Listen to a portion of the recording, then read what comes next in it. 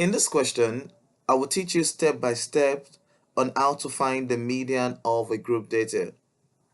To find the median of a group data, take note of this formula. Median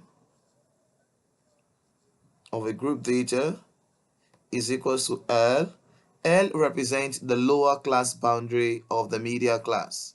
L plus, in brackets, the number of frequency divided by 2 minus the cumulative frequency before the media class, so I'm putting a B there, divided by the frequency of the media class. You close the brackets and then multiply by the class width. Again, L represents the lower class boundary of the media class, so that means we need to get the media class. N is the number of frequency, the total number of frequency divided by 2. CF subscript B represent the cumulative frequency before the media class.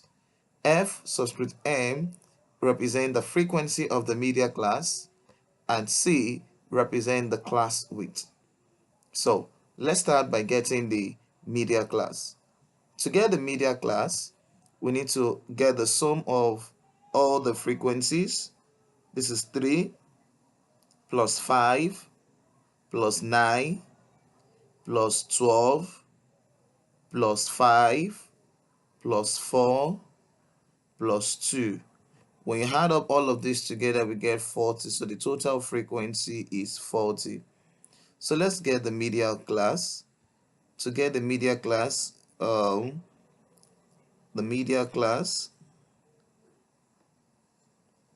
media class will be the position of media. So that's 40 divided by 2. 40 divided by 2. And so this is going to give us 20. This is the media class. This means that wherever you find the cumulative frequency of 20, the class there represents the media class. Wherever you find the cumulative frequency, CF, cumulative frequency of 20, the class there represents the media class. So let's go and prepare the cumulative frequency. So to prepare our cumulative frequency, the first frequency here is 3. There's a difference between frequency and cumulative frequency. Cumulative frequency is a sum of the frequencies at every class. So the first class here, this is 3. The next class, we are adding up 5 plus 3, 5 plus 3, so this is 8. We add up 9 plus all that we have up, that will be 9 plus 5 plus 3, and that will be 17. Or you just say 9 plus 8. 9 plus 8, that's 17. To get the next one, 12 plus 17, that's 29. Remember, what we are doing is cumulative frequency. You're adding up the frequencies. 5 plus 9, 34. The next one, 4 plus 34, that's 38. And lastly, 2 plus 32, 40. So we have the cumulative frequency. Now you can check if you've not made an error. The last value on the cumulative frequency must tally with the total frequency you have. The total frequency is 40. By the time you do a cumulative frequencies, the last value you have must be the same as a total frequency. If they're not the same, that means you need to check your work again. The last value, so this is 40. All right, let's move on. We have the cumulative frequency.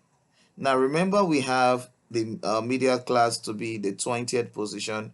So we are going to get this from the cumulative frequency. So let's go to the cumulative frequency and find where we have 20. In the cumulative frequency, we have 3, 8, 17. That means that the peak here is 17. The next is 29. So where do you find 20? 20 is part of 29. So this is the media class. This is the media class. That is the media class. The media class is 145 to 153. Again, we have a position of 20. And so in a cumulative frequency, you look out for where you have 20. 20 is greater than 17, so it can be here. But 20 is a number that is within 29. So we pick this as the media class inside this point here. Anything more than 29, then we can consider this other one here, which has 34. Anything more than 29. But 20 is less than 29. So it is within. So this is the appropriate class. And that is 145 to 153. So we have the media class. The media class is 145 to 153.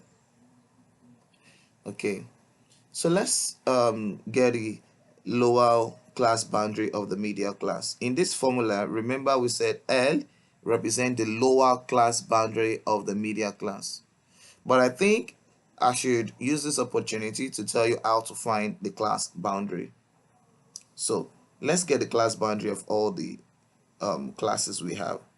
The first interval, this is the first column, is called class intervals. Class intervals. This is 118 to 126, 127 to 135, and so on. We call this the class interval and intervals. Now we want to get the class boundary. In a class boundary, there is no space between two classes.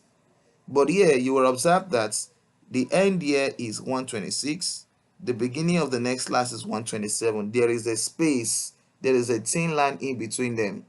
But in a class boundary, there is no space. It is continuous. So that's one of the use of class boundaries. This is an example of a continuous data. So how do we get the class boundary? To get the class boundary, we subtract these two from each other and divide by 2.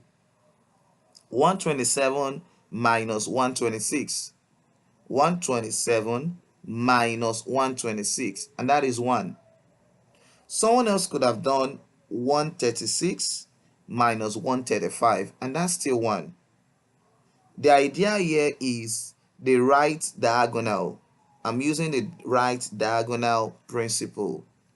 It is an idea. So someone else could decide to go this way. 145 minus 144. You observe that you're still getting 1. So we get the difference of these two right diagonal in the right way. Don't attempt to go this way. Don't attempt that. So 127 minus 126, that is 1. And then you divide it by 2. Divide it by 2. So 1 divided by 2 is 0.5. 1 divided by 2, 0.5. So what do you do to 0.5? What do you do with it? You subtract 0.5 from all the values you have in the lower class interval. Take out 0.5 from all these values. All the values down. Take out 0.5. And then you add 0.5 to all of these values in the upper class intervals. Again, you take out 0.5 from all the lower class intervals. Let's do that. 118 minus 0.5. 118, that will give us 117.5. And then you add 0.5 to the upper one. That is 126.5. So this is how to get the class boundary. Now let us do this repeatedly for the other classes. 127 minus 0.5, that gives you 126.5. 135.5 plus 0.5, 135.5. Now 136 minus 0.5, 135.5. Now you'll observe now there is a link between each of those classes. Now here, 144.5 to 153.5. This is the class we are after.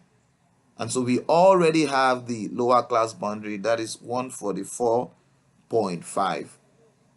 But let's move on, because you're going to need this class boundary when you're preparing histogram, also when you're preparing cumulative frequency curve.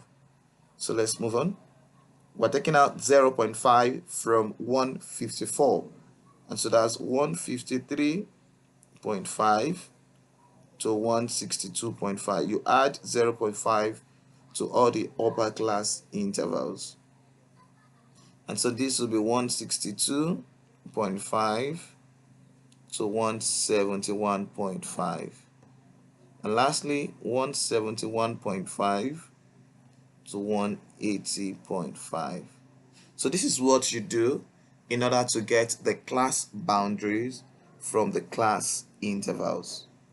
What I've just done, I've taken out 0.5 from all the lower class intervals, and I've added 0.5 to all the upper class intervals. So our class boundary for the media class, remember the media class is this place where you have a cumulative frequency of 29, and so the class boundary is 144.5 to 153.5. 144.5. So we have the class boundary of the media class is 144.5 to 153.5. 153.5. So the lower class boundary here, which is L, that is 144.5. I hope that is clear to you. All right, please click on the subscribe button, like, leave your comment below so that you don't miss any part of my videos. All right, let's continue. Now we have L. Let's get back to the formula. We need the cumulative frequency before the media class. So what is the cumulative frequency before the media class? I know you can tell me now. The media class is 145 to 153. So this is the cumulative frequency before the media class. This here, this is the cumulative frequency before the media class. Before the media class. All right. Now, and 12 here is the cumulative frequency of, 12 is the frequency of the media class. Take note of that. 12 is the frequency of the media class, and 17 is the cumulative frequency before the media class. So we can substitute. This, that C, the cumulative frequency before the media class is 17. The frequency of the media class is 12. And lastly, we need the value of C, which is the class width. How do you get your class width? The class width is a difference between the upper class boundary and the lower class boundary. So just say 153.5 minus 144.5. Do the calculation. 153.5 minus 144.5. That gives you 9. So the class width is 9. So we have all of the ingredients. Let's put all the ingredients. Let's pour everything into the pots and make the soup. All right, so we have the pepper. Remember your formula. So let's pour everything and make a wonderful soup. So we say media is equals to the lower class boundary 144.5 plus n, which is the total number of frequency, divided by 2 minus 17 divided by 12 times 9. So the media is equals to 144.5 plus 20. 40 divided by 2, that's 20, minus 17 divided by 12. All of these times 9. So I have 144.5 plus 20 minus 17, that's 3 over 12 times 9. So I have a 144.5 plus, let's do this, 3 divided by 12 times 9. That's going to give us 2.25. And so finally, the media is equal to 144.5 plus 2.25. And that is 146.75 in millimeters. That's the unit. That's the unit. When you look at the intervals, you see the length in millimeters.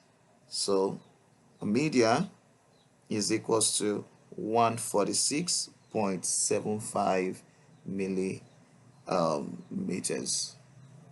So please, if you have not clicked on the subscribe button, please do well to click on the subscribe button. Do that now. Just do that now. I'm going to see you in the next class.